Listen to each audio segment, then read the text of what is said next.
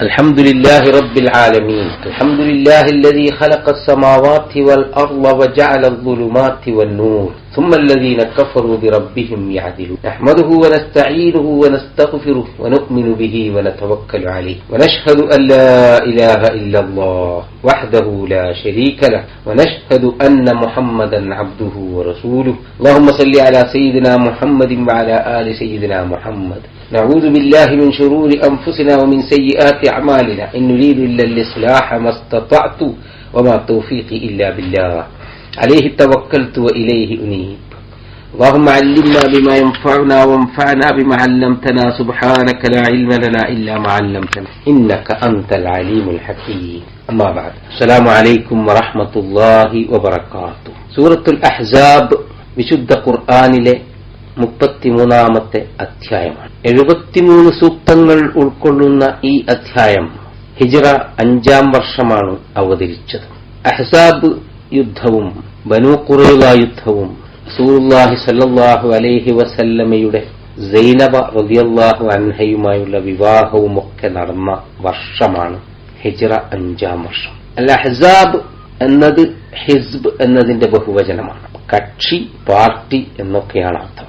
അഹ്സാബ് എന്ന് പറഞ്ഞാൽ സഖ്യകക്ഷികൾ, സംഘടിത ശക്തികൾ എന്ന് അർത്ഥം പറയാവുന്നതാണ്. ഉഹദ് യുദ്ധാനന്തര രാഷ്ട്രീയ സാഹചര്യത്തിൽ മക്കയിലെ ഖുറൈശികളും മദീനയിലെ ജൂതഗോത്രങ്ങളും പരിസര പ്രദേശങ്ങളിലെ അറബി ഗോത്രങ്ങളും സംയുക്തമായി ശക്തമായ ഒരു സൈനിക മുന്നേറ്റത്തിലൂടെ മദീനയിലെ ഇസ്ലാമിക രാഷ്ട്രത്തെ തകർക്കുവാനുള്ള ഗൂഢ പദ്ധതികൾ മെനയുകയും യുദ്ധത്തിന് വേണ്ടി തയ്യാറെടുക്കുകയും ചെയ്ത ഒരു പശ്ചാത്തലം ഈ സൂറയുടെ അവതരണത്തിന് ഉണ്ട്. 20-ാമത്തെ സൂക്തത്തിൽ യഹ്സബൂനൽ അഹ്സാബ ലം യദ്ഹബു അൽ അഹ്സാബ് എന്ന് പരാമർശിക്കപ്പെട്ടിട്ടുണ്ട്.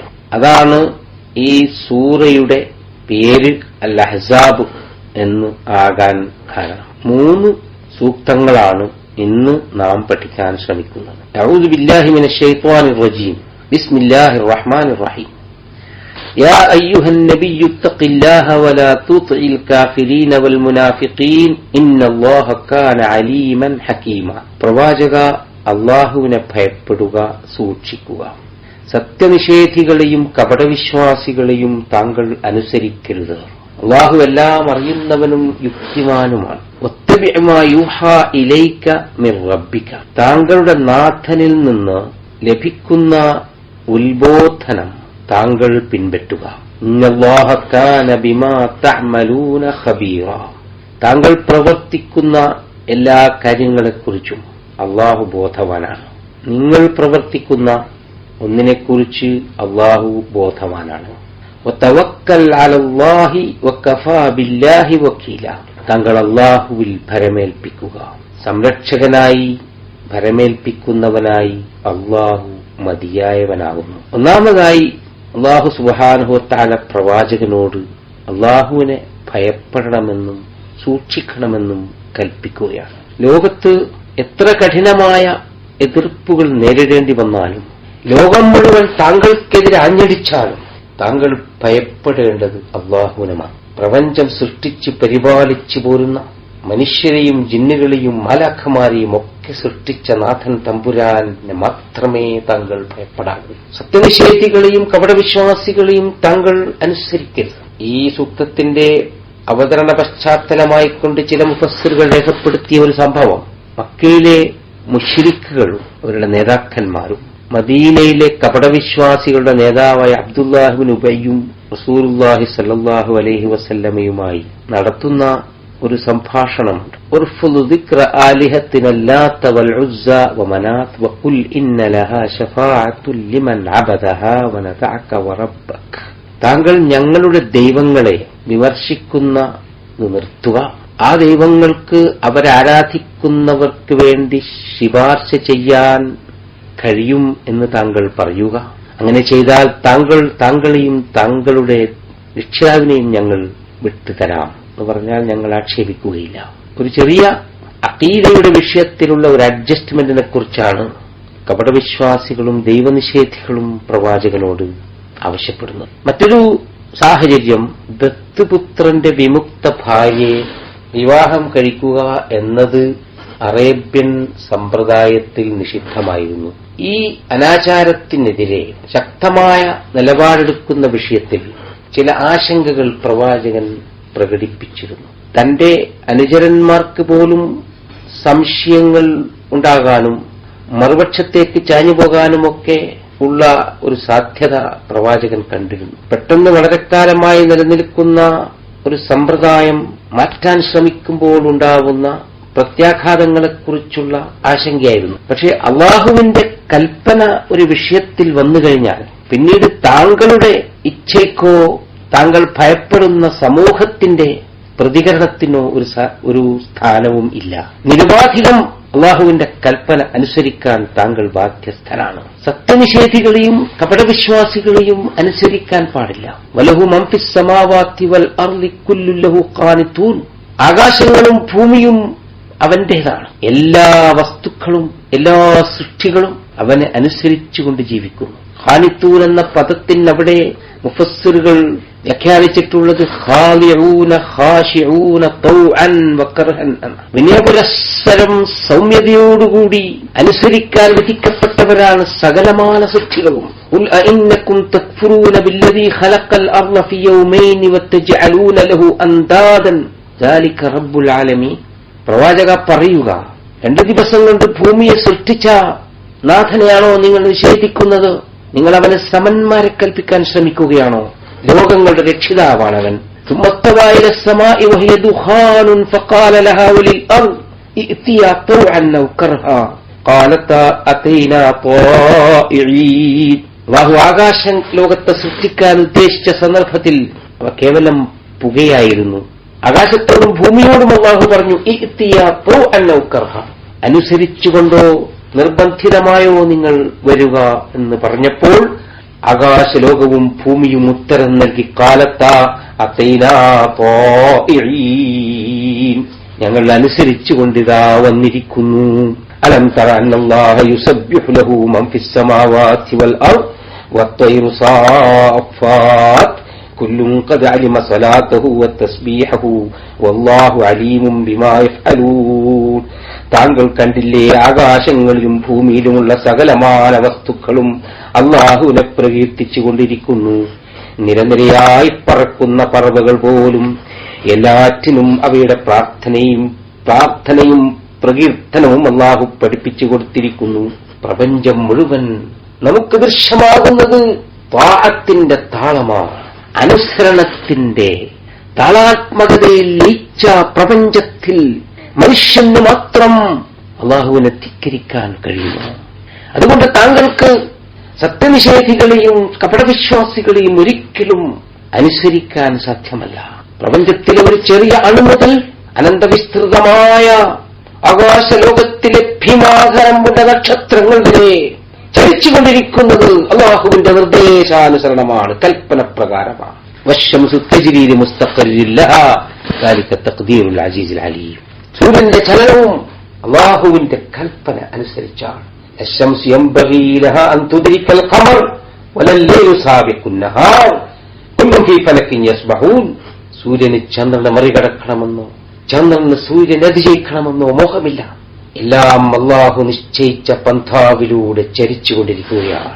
അതുകൊണ്ട് പ്രവാചക, താങ്കൾക്ക് അല്ലാഹുവിന്റെ മുമ്പിലല്ലാതെ ആരുടെ മുമ്പിലും ശിരസ് കുനിക്കാൻ സാധ്യമല്ല. തഖ്വയുടെ ഗുണഫലങ്ങളെക്കുറിച്ച് വിശുദ്ധ ഖുർആനിൽ പരാമർശമുണ്ട്. അല്ലാഹുവിനെ സൂക്ഷിച്ചുകൊണ്ട് ഭയപ്പെട്ടുകൊണ്ട് ഒരാൾ ജീവിച്ചാൽ അദ്ദേഹത്തിന് എല്ലാവിധ പ്രയാസങ്ങളിൽ നിന്നും ഒരു മോചനമാർഗം അല്ലാഹു കാണിച്ചു കൊടുക്കും. അവൻ ഒരിക്കലും നിലച്ചിട്ടില്ലാത്ത രീതിയിൽ റിസ്ഖിന്റെ കവാടങ്ങൾ അവന്റെ മുമ്പിൽ തുറക്കപ്പെടും.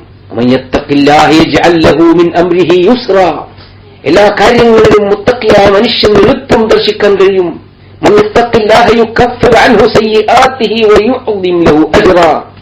അല്ലാഹുവിനെ ഭയപ്പെടുന്ന മനുഷ്യന്റെ പാപങ്ങൾ പൊറുക്കപ്പെടുകയും പ്രതിഫലം ധാരാളമായി അധികരിക്കപ്പെടുകയും ചെയ്യും. തഖ്വ ഹബീബ് എന്ന മഹാൻ തഖ്വയെക്കുറിച്ച് നിർവചിച്ചത് ഇങ്ങനെയാണ്: അത്തഖ്വ അൻ തഅമല ബിതാഅത്തില്ലാഹി അലാ നൂരിൻ മിനല്ലാഹ് തർജു സവാബല്ലാഹ്. وأن تترك معصية الله على نور من الله مخافة عذاب الله. തഖ്വ എന്ന് പറഞ്ഞാൽ അള്ളാഹുവിന്റെ പ്രതിഫലം കാക്ഷിച്ചുകൊണ്ട് അവന്റെ സന്മാർഗമാകുന്ന പ്രകാശത്തിന്റെ അടിസ്ഥാനത്തിൽ അള്ളാഹുവിനെ വണങ്ങി അനുസരിച്ച് തന്റെ കർമ്മങ്ങൾ രൂപപ്പെടുത്തുക എന്നതാണ്.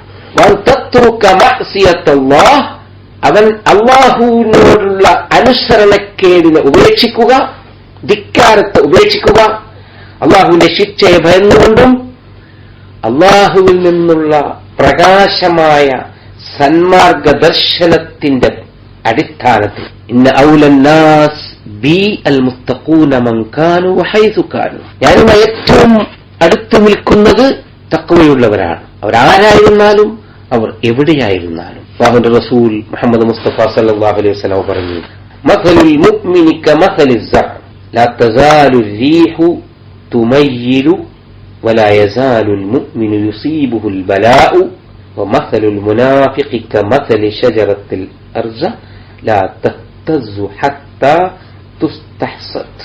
വിശ്വാസിയുടെ ഉപമ കൃഷി പോലെയാണ്. കാറ്റ് ആ ചെടികളെ വലത്തോട്ടും ഇടത്തോട്ടുമൊക്കെ ചലിപ്പിച്ചുകൊണ്ടിരിക്കും. അങ്ങോട്ടും ഇങ്ങോട്ടും കാറ്റിൽ ചാഞ്ഞുപോകും. ലയജാലുൽ മുഅ്മിനു യുസീബുഹുൽ ബലാ, അതുപോലെ വിശ്വാസിക്കെപ്പോഴും പരീക്ഷണങ്ങൾ വന്നുകൊണ്ടിരിക്കും.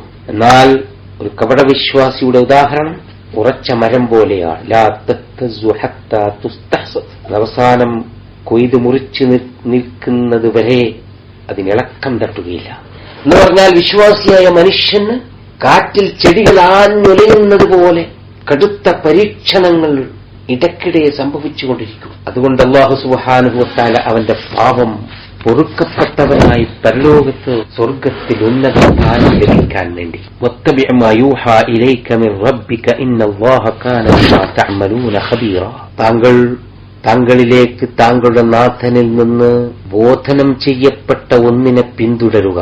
ഇന്നല്ലാഹ കാന ബിമാ തഅമലൂന ഖബീറ, താങ്കൾ പ്രവർത്തിക്കുന്ന എല്ലാ കാര്യങ്ങളെക്കുറിച്ചും, നിങ്ങൾ പ്രവർത്തിച്ചുകൊണ്ടിരിക്കുന്ന എല്ലാ കാര്യങ്ങളെക്കുറിച്ചും അല്ലാഹു ബോധവാനാണ്. താങ്കൾ പിൻപറ്റേണ്ടത് താങ്കളുടെ നാഥനിൽ നിന്ന് അവതീർണമാകുന്ന വേദഗ്രന്ഥത്തിനനുസരിച്ചാണ്.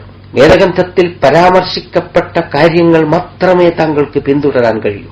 താങ്കളുടെ സ്വന്തം ഇച്ഛയെയോ താങ്കൾ ജീവിക്കുന്ന സമൂഹത്തിന്റെ ആഗ്രഹങ്ങളെയോ അവലംബിച്ചുകൊണ്ട് അള്ളാഹുവിൽ നിന്ന് അവതീർണമായ വഹ്യിനെ തള്ളിക്കളയുവാൻ താങ്കൾക്ക് അവകാശമില്ല. വതവക്കൽ അലല്ലാഹി വകഫാ ബില്ലാഹി വകീല, കടുത്ത പ്രതിസന്ധികൾ അഭിമുഖീകരിക്കേണ്ടി വന്നാൽ അള്ളാഹുവിൽ നിന്ന് അവതീർണമായ വേദഗ്രന്ഥത്തിൽ പരാമർശിക്കപ്പെട്ട കൽപ്പനകൾക്കനുസൃതമായി താങ്കൾ ജീവിതം മുന്നോട്ട് കൊണ്ടുപോകുമ്പോൾ അനുഭവിക്കേണ്ടി വരുന്ന കടുത്ത പ്രതിസന്ധി ഘട്ടങ്ങളിൽ അള്ളാഹുവിൽ താങ്കൾ ഭരമേൽപ്പിക്കുക. അല്ലാഹുവിന്റെ റസൂൽ മുഹമ്മദ് മുസ്തഫ സല്ലല്ലാഹു അലൈഹി വസല്ലം അരുളി ചെയ്തു, ലൗ അന്നകും തതവക്കലൂന അലല്ലാഹി ഹഖ്ക തവക്കുലിഹി ലറസഖകും കമാ യർസുഖു ത്വയ്റ തഗ്ദു ഖിമാസൻ വതറൂഹു ബിതാന. റസൂലുള്ളാഹി സല്ലല്ലാഹു അലൈഹി വസല്ലം പറയുന്നത് ഞാൻ കേട്ടു, നിങ്ങൾ അള്ളാഹുവിൽ നിങ്ങളുടെ കാര്യങ്ങൾ ഭരമേൽപ്പിച്ചാൽ പക്ഷികൾക്ക് ഭക്ഷണം നൽകുന്നത് പോലെ നിങ്ങൾക്കവൻ ഭക്ഷണത്തിന്റെ ഉപജീവന മാർഗത്തിന്റെ കവാടങ്ങൾ തുറന്നു തരും. എത്ര സന്തോഷത്തോടുകൂടിയാണ് പ്രഭാതത്തിൽ പക്ഷികൾ കളകളാരവം മുഴക്കുന്നത്. ആ പക്ഷികൾക്കറിയുകയില്ല എവിടെയാണ് അവരുടെ പ്രാതൽ, ഉച്ചഭക്ഷണം, ഡിന്നർ എന്നതിനെക്കുറിച്ചൊന്നും ഒരു ധാരണയും ഒരു പ്ലാനും അവയ്ക്കില്ല. എന്നിട്ടും സന്തോഷത്തോടുകൂടി തങ്ങളെ സൃഷ്ടിച്ച നാഥൻ തങ്ങൾക്കാവശ്യമായ ഭക്ഷണത്തിന്റെ ഏർപ്പാട് ചെയ്തിട്ടുണ്ട് എന്ന ശക്തമായ തവക്കുലിന്റെ അടിസ്ഥാനത്തിൽ ആഹ്ലാദത്തോടുകൂടി തത്തിപ്പറക്കുന്ന പറവുകൾക്ക് ഭക്ഷണം നൽകുന്നത് പോലെ നാം അല്ലാഹുവിലെല്ലാം ഭരമേൽപ്പിച്ചാൽ അള്ളാഹു നമുക്ക് ഭക്ഷണം നൽകും. ഇബ്നു അബ്ബാസ് റളിയല്ലാഹു അൻഹു പറയുകയാണ്, ഹസ്ബുനല്ലാഹു വനിഅമൽ വകീൽ. ഖാലഹ ഇബ്രാഹീം ഹീന ഉൽഖിയ ഫിന്നാർ, ഇബ്രാഹിം നബി അലൈഹിസ്സലാം അഗ്നികുണ്ഡത്തിലേക്ക് വലിച്ചെറിയപ്പെട്ടപ്പോൾ തവക്കുലിന്റെ ശക്തമായ മന്ത്രങ്ങൾ മുഴങ്ങിയിരുന്നു. ചുണ്ടുകളിൽ തവക്കുലിന്റെ മന്ത്രമായ ഹസ്ബുനല്ലാഹു വനിഅമൽ വകീൽ ഉച്ചരിച്ചുകൊണ്ടാണ് കയറുകളിൽ ബന്ധിക്കപ്പെട്ട നിലയിൽ കത്തിക്കാണുന്ന അഗ്നിജ്വാലകൾക്കിടയിലേക്ക് എറിയപ്പെട്ടത്. മനുഷ്യ ശരീരത്തെ കരിച്ച് ചരമാക്കുക എന്ന അടിസ്ഥാന ഗുണമുള്ള തീ, സാക്ഷാൽ അഗ്നി, യാ നാറു കൂനി ബർദൻ വസലാമൻ അലാ ഇബ്രാഹിം, തണുപ്പും ശാന്തിയുമായി അതിന്റെ അടിസ്ഥാന സ്വഭാവം പ്രകൃതം മാറുന്ന കാഴ്ചയാണ് നമുക്ക് പിന്നീട് കാണാൻ കഴിയുന്നത്. തവക്കുലിന്റെ അനന്തര ഫലമായിരുന്നു അത്. وقالها محمد صلى الله عليه وسلم حين قالوا إن الناس قد جمعوا لكم فاخشوهم فزادهم إيمانا وقالوا حسبنا الله ونعم الوكيل.